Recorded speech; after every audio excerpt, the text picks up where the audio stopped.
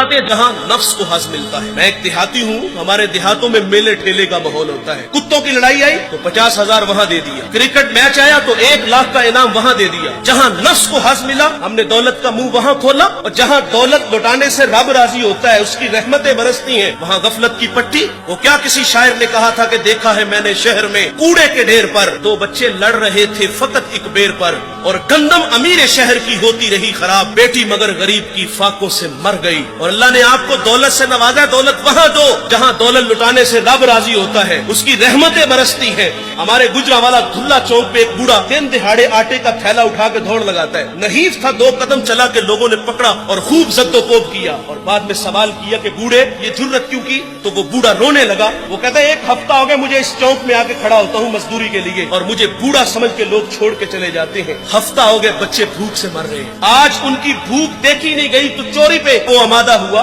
اور دولت جہاں لٹاؤ. یہ نوائے وقت میں ایک خبر چھپی تھی, کمالیہ کی بیٹی وہ شادی کے قابل تھی, ایک رشتہ ملا, ادھر سے بارات آ رہی ہے, ادھر بیٹی والے تیاریوں میں. ہمسائیگی میں سے کسی نے شرارت کی کہ جس کے گھر میں آ رہے ہو وہ اپنی بیٹی کو چند جوڑوں کے سوا اور کچھ بھی نہیں دے سکتا. بارات وہیں سے واپس چلی گئی. بتاؤ اس بیٹی کے دل پہ جو کچوکے اور زخم لگے تھے اس کا مداوع کس نے کرنا تھا؟ اور اللہ نے آپ کو دولت سے نوازا ہے. غریبوں کی بیواؤں کی بیٹیاں گھروں میں بوڑھی ہو رہی ہیں, تم کتوں کی لڑائی پہ پیسے لٹا رہے ہو, تم ہجڑوں پہ دولت لٹا رہے ہو. اگر دولت لٹانے کا شوق ہے تو معاشرے میں پھیلے ہوئے دکھ دیکھو. یتاما مساکین پہ دولت لٹاؤ تاکہ تم خدا کی رحمتوں کے مستحق ٹھہرو. لیکن دولت وہاں دی جہاں نفس کو حظ ملا.